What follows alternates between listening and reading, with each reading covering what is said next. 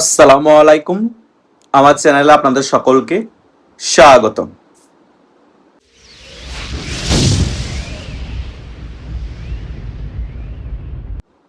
গতকাল থেকেই আমার ইউটিউবের অনেক সাবস্ক্রাইবাররা আমাকে প্রশ্ন করছে যে ভাইয়া, বাংলাদেশের বর্তমান প্রধানমন্ত্রী তারেক জিয়া কি আমেরিকা সফরে যাবে, ভারত সফরে যাবে, নাকি আমেরিকা এবং ভারত সফর দুইটাই বাতিল হয়ে যাবে?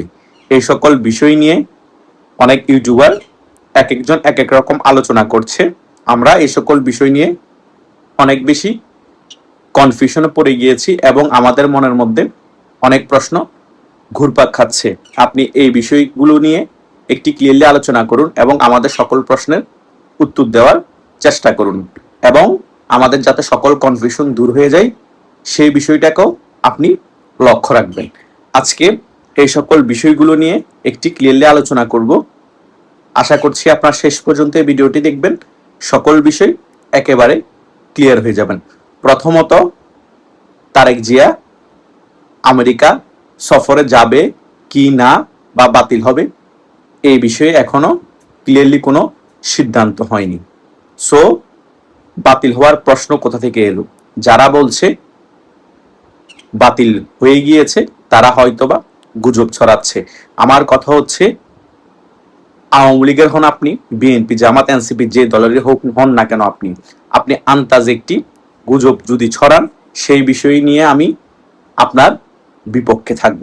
সো যখন সত্যি সত্যি বাতিল হবে আমেরিকা সফরটা, তখন আমি ভিডিওর মাধ্যমে আপনাদের কাছে ক্লিয়ার করে দিব যে আসলে তারেক জিয়ার আমেরিকা সফর বাতিল হয়েছে এবং কি জন্য বাতিল হয়েছে সেই বিষয়গুলো নিয়ে আমি ক্লিয়ারলি ব্যাখ্যা করব।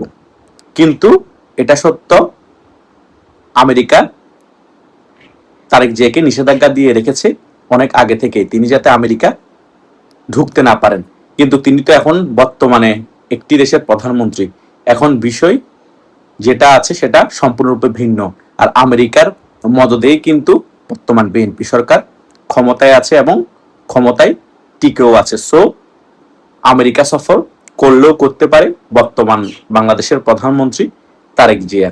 সো আমেরিকা সফর নিয়ে অনেক বেশি এখন গুঞ্জন তোলা বা কনফিউশন ক্রিয়েট করা বা বাতিল হয়ে যাবে আমেরিকা সফর, এই সকল বিষয় নিয়ে কথা বলার এখনো সময় আসেনি। আমেরিকা সফরে যাওয়ার 3-4 দিন এর আগেই, যাওয়ার আগে আপনারা অনেক কিছু তখন ক্লিয়ারলি বুঝতে পারবেন, বাতিল হলেও বুঝতে পারবেন এবং সফরে গেলেও বুঝতে পারবেন, এবং বাতিল হয়ে গেলে কি জন্য বাতিল হয়েছে সে সকল বিষয়গুলো আমরা ইউটিউবাররা ক্লিয়ারলি আলোচনা করে আপনাদের মাঝে তুলে ধরব। আর দ্বিতীয় বিষয় হচ্ছে ভারত সফরের বিষয়টা। সেখানে কিন্তু ভারত ব্রিক্সের সম্মেলনকে কেন্দ্র করে তারেক জিয়াকে ভারত সফরে আমন্ত্রণ জানিয়েছেন। এটা আমাদেরকে বুঝতে হবে। শেখ হাসিনার শাসনামলেও কিন্তু শেখ হাসিনা চেয়েছিল ব্রিক্সের সদস্য হওয়ার জন্য, কিন্তু যখনই ব্রিক্সের সদস্য হওয়ার সময় ঘনিয়ে এসেছিল তখনই 5 আগস্ট শেখ হাসিনা সরকারের পতন হয়ে যায়, আওয়ামী লীগের পতন হয়ে যায়, আর তখনই বাংলাদেশ ব্রিক্সের সদস্য হতে পারেনি। আর এখন বর্তমানে বিএনপি সরকার আছে এবং বর্তমান দেশের প্রধানমন্ত্রী তারেক জিয়া ব্রিক্সের সম্মেলনে, সে কারণেই তারেক জিয়াকে আমন্ত্রণ জানানো হয়েছে। আগামীতে হয়তোবা বাংলাদেশ ব্রিক্সের সদস্য হতে পারে, এবং তারেক জিয়া যদি ভারত সফরে যায় তাহলে কিন্তু নরেন্দ্র মোদীর সাথে বৈঠক হতে পারে এবং ভারতের অনেক ঊর্ধ্বতন কর্মকর্তা যারা আছে তাদের সাথে কূটনীতিক বৈঠক হতে পারে। এই সকল বিষয়কে কেন্দ্র করে তারেক জিয়া বর্তমানে অনেক বেশি চাপে আছে। মূলত বর্তমান পররাষ্ট্রমন্ত্রী যিনি আছেন খলিল সাহেব, তিনিই প্রথমত তারেক জিয়াকে চাপে রেখেছেন, এবং মামুরা আমুরা যারা বলেন না কেন, জামাত এবং এনসিপি টোকাইরা বিভিন্ন বক্তব্যের মাধ্যমে তারেক জিয়াকে চাপে রেখেছেন তিনি যাতে ভারত সফরে না যান এবং ভারত সফর বাতিল করেন। ওই সকল রাজনৈতিক দল জামাত এনসিপি বক্তব্যের মাধ্যমে বোঝানোর চেষ্টা করছে যে তারেক জিয়া যদি ভারত সফরে যায় তাহলে বাংলাদেশের মানুষের সাথে বেইমানি করা হবে, এবং তারেক জিয়া কোনোভাবেই যাতে ভারত সফরে না যায়, ভারত সফর বাতিল করে। এখন এই সকল বিষয়কে কেন্দ্র করে অনেক ইউটিউবার মনে করছে যে তারেক জিয়া ভারত সফরও বাতিল করতে পারে। আমার কথা হচ্ছে, পৃথিবীর মধ্যে সকল দেশের সফরে যদি তারেক জিয়া বাতিল করে তাহলে কোন দেশে যাবে তারেক জিয়া? পার্শ্ববর্তী দেশ ভারত সফরে তারেক জিয়া যেতে পারবে না, সেটা নিয়েও কনফিউশন, সে সফরও বাতিল করতে হবে। এবং আমেরিকাও যেতে পারবে না, আমেরিকা সফরও বাতিল করতে হবে। বাংলাদেশের মধ্যে শুধু বসে বসে দ্রব্যমূল্যের দাম বাড়া দেখবে তারেক জিয়া, গ্যাসের দাম বাড়া দেখবে তারেক জিয়া, এভাবে হত্যা, গুম, আওয়ামী লীগের নেতা কর্মীদের দমন নিপীড়ন নেতৃত্ব দিবে তারেক জিয়া। এগুলাই করতে থাকবে, এগুলা করে কোনো লাভ হবে না। যে সকল দেশের সাথে সম্পর্ক রাখলে বাংলাদেশের উন্নয়ন সাধিত হবে, সে সকল দেশে সফর করে কূটনীতিক বৈঠক করতে হবে এবং আমাদের বাংলাদেশকে সামনে এগিয়ে নিয়ে যেতে হবে। সে কারণে ভারত সফরও অত্যাবশ্যকীয় হয়ে গিয়েছে এবং আমেরিকা সফরও অনেক বেশি জরুরি হয়ে গিয়েছে। শুধু তাই নয়, আরো যে সকল গুরুত্বপূর্ণ রাষ্ট্র আছে সকল দেশেই তারেক জিয়াকে সফরে যেতে হবে। এখন সমস্যা হচ্ছে তারেক জিয়া তো শেখ হাসিনার মতো ওই রকম প্রভাবশালী এবং পপুলার নেতা না, সে কারণে অনেক দেশ তারেক জিয়াকে কিভাবে অ্যাকসেপ্ট করে সে সকল বিষয় নিয়ে অনেক কনফিউশন আছে এবং বাংলাদেশ থেকেও কিছু রাজনৈতিক দল তারেক জিয়ার বিপক্ষে অবস্থান করছে এবং বিএনপির ভিতরেও একটা পক্ষ জামাতপন্থী হওয়ার কারণে, তারাও জামাতের পক্ষ অবস্থান করার কারণে তারেক জিয়া বিভিন্ন সিদ্ধান্ত নিতে হিমশিম খাচ্ছে।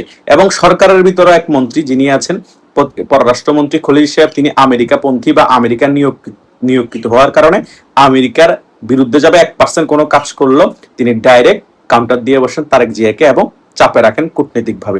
সেই বিষয় নিয়ে তারেক জিয়া সম্পূর্ণরূপে মার পেঁচে আছেন। একে তো জনগণ এখন বিএনপি সরকারের উপর ক্ষেপে আছে, দ্বিতীয়ত এই জামাত বিএনপি ভারত সফর নিয়ে বিরোধিতা করছে, তৃতীয়ত পররাষ্ট্রমন্ত্রী খলিল সাহেবও তারেক জিয়ার সাথে এখন সম্পর্ক ভালো নেই ভারত সফরের বিষয়কে কেন্দ্র করে, চতুর্থত আওয়ামী লীগের নেতা কর্মীরা পাগল হয়ে আছে রাজপথে নেমে রাজপথ দখল করার জন্য, কারণ তাদেরকে গুম করা হচ্ছে, হত্যা করা হচ্ছে, মিথ্যা মামলা দিয়ে জেলে ভরা হচ্ছে। সকল বিষয় নিয়ে একেবারে তারেক জিয়া চেগায়া ভেগাইয়া আছে। কথা বুঝতে পেরেছেন? এমন অবস্থায় তিনি এই সকল দেশে সফর করে কি করবেন? যদি তিনি ওই সকল দেশে সফরও যান, বাংলাদেশে যদি রাজনৈতিক সমীকরণ মুহূর্তের মধ্যে চেঞ্জ হয়ে যায়, তাহলে তো তিনি ওই সকল দেশের সফর থেকে আর বাংলাদেশে আসতে পারবে না, ওইখানেই থেকে ওনাকে আবার লন্ডন চলে যেতে হবে। সকল বিষয় তিনি মাথায় রেখে এখন কি সিদ্ধান্ত নেন, কয়েকদিনের মধ্যে আমরা অনেক কিছুই দেখতে পাবো, তখন সকল বিষয় একেবারে ক্লিয়ার হয়ে যাব এবং আপনাদের মনের মধ্যে যে সকল প্রশ্নগুলো ঘুরপাক খাচ্ছে সকল প্রশ্নের উত্তরও আপনারা মোটামুটি পেয়ে যাবেন, আর কোনো কনফিউশন থাকবে না। আশা করছি আমার এই ভিডিওটিও যারা প্রথম থেকে শেষ পর্যন্ত দেখেছেন তারা মোটামুটি অনেক প্রশ্নের উত্তর পেয়ে গিয়েছেন এবং আপনাদের অনেক কনফিউশন এই ভিডিওর মাধ্যমে আমি আশা করছি দূর করতে পেরেছি। তারপরে যদি কোনো প্রশ্ন এবং কনফিউশন থাকে, এই ভিডিওর কমেন্ট বক্স আছে, সেখানে আপনারা যে কোনো কমেন্ট করতে পারেন, আমি উত্তর দেওয়ার চেষ্টা করব। আশা করছি পরের ভিডিওর জন্য আপনারা সকলেই অপেক্ষা করবেন। ধন্যবাদ সকলকে।